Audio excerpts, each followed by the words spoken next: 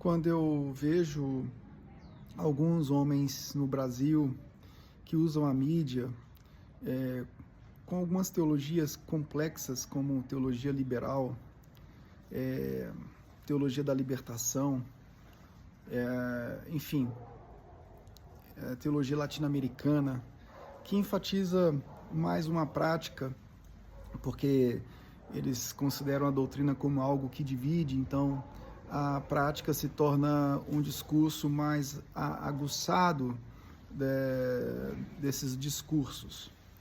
Bom, eu fico preocupado porque a quantidade de pessoas dentro das igrejas ou na mídia em geral que ouvem discursos vazios, discursos que não conduzem as pessoas a uma centralidade de fé bíblica, centrada no Evangelho, discursos que não conduzem uma pessoa a entender a obra da justiça de Cristo, palavras soltas no vento que não levam o povo a um processo de santificação pela ação do Espírito, palavras soltas ao ar, sem piedade, sem considerar que existem pessoas que não têm base suficiente para ouvir aquilo.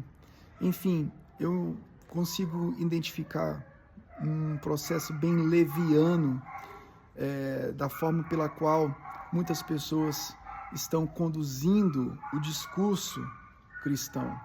É tempo de pastores e pregadores levarem o povo pela palavra do Evangelho a um reavivamento, a uma reforma pessoal, bíblica, centrada em Cristo somente.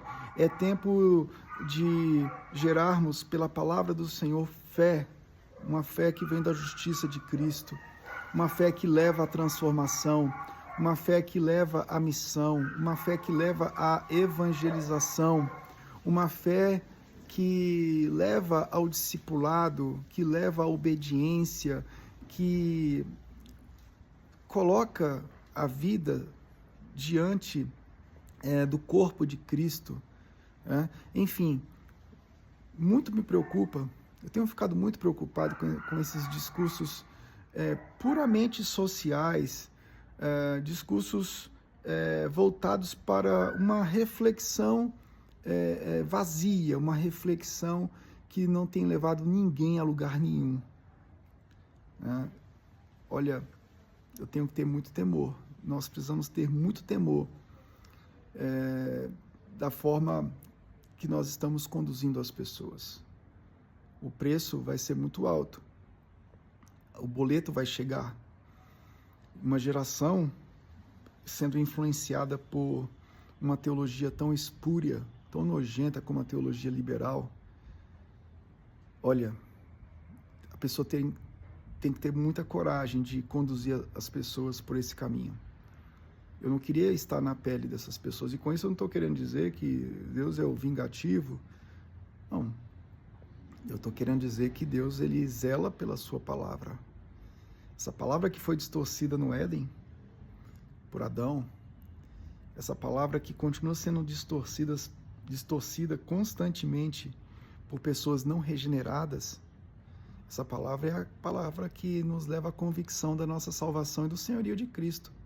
Se essa palavra não estiver sendo pregada em toda a Escritura, na centralidade desse Cristo, eu tenho pena de quem está fazendo isso. Que essas pessoas se arrependam, porque parece que não são um dos nossos. Que Deus tenha misericórdia, que Deus levante pregadores que tragam pela palavra e Espírito Santo de Deus um reavivamento à nossa nação. Reavivamento pelo Evangelho.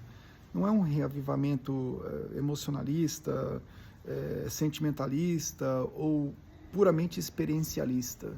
É um avivamento genuíno, com conversão de vidas, com pessoas sendo quebrantadas pelo poder do Evangelho, pessoas reconhecendo seus pecados, indo até o Senhor pela graça poderosa. Meus irmãos, oremos incessantemente. Assim como o Jonathan Edwards uma vez ficou 3 dias em incessante oração.